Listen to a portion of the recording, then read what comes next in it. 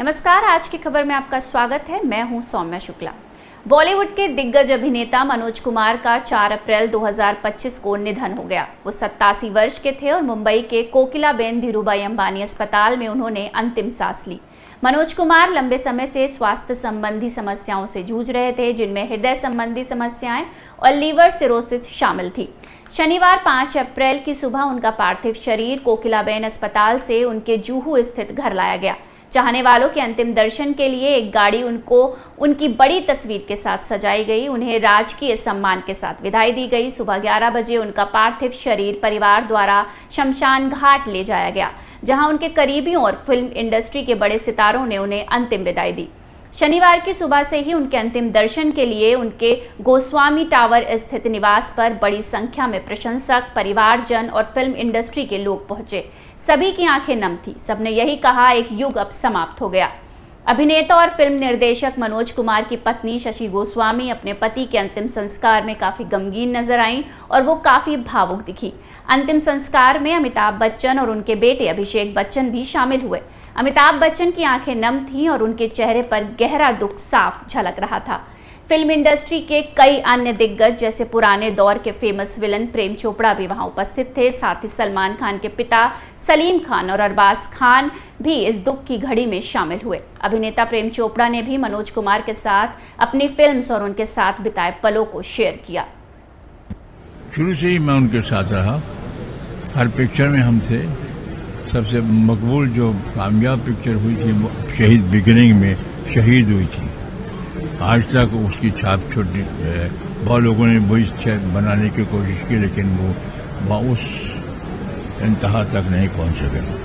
वो picture real location में shooting की गई थी, जेल के अंदर 75%।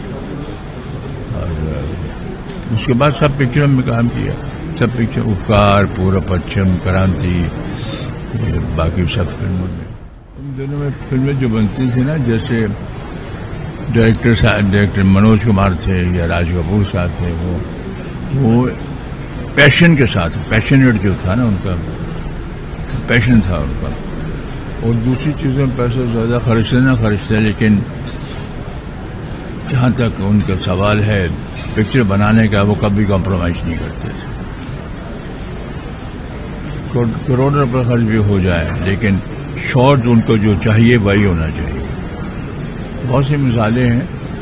एक शूटिंग के दौरान में, क्रांति के दौरान में, उसने अपने प्रोडक्शन वाले को बोला कि 500 आदमी लेके आना।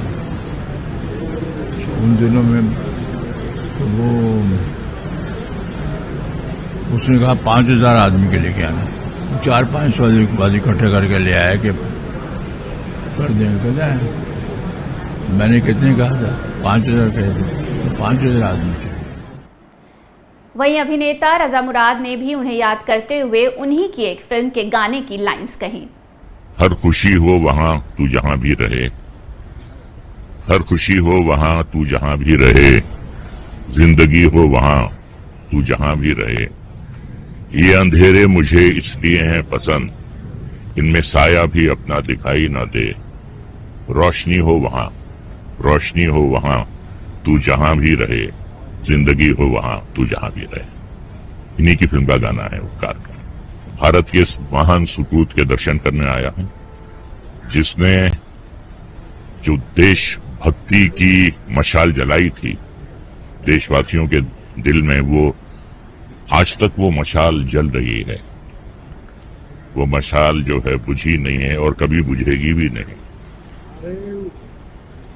एक अभिनेता होने के साथ साथ क्या निर्देशक थे, क्या लेखक थे, क्या पटकथा लेखक थे, क्या कैमरे की उन्हें समझ थी, क्या म्यूजिक का उनको सेंस था, और क्या कैरेक्टर होते थे उनके। माँ का कैरेक्टर, भाई का कैरेक्टर, उनकी क्या कुर्बानियां होती हैं अपने परिवार के लिए। मैं सिर्फ एक बात कहूंगा कि जो हमारे भारत आज जा रहे हैं, भारत सरकार से आग्रह करूंगा कि भारत के बाद रत्न लगा दें, तो हमारा भारत भारत रत्न हो जाए। मनोज कुमार ने हिंदी सिनेमा में एक ऐसा दौर जिया जब फिल्मों का मकसद सिर्फ मनोरंजन नहीं बल्कि समाज को जागरूक करना भी होता था। उन्होंने अपनी लेखनी, निर्देशन और अभिनय के जरिए दर्शकों के दिलों में एक खास जगह बनाई। उनकी विदाई सिर्फ एक कलाकार की विदाई नहीं है बल्कि एक सोच, एक विचार और एक युग की विदाई है। तो फिलहाल के लिए इतना ही। देश और दुनिया की तमाम खबरों के लिए देखते रहिए आज की खबर।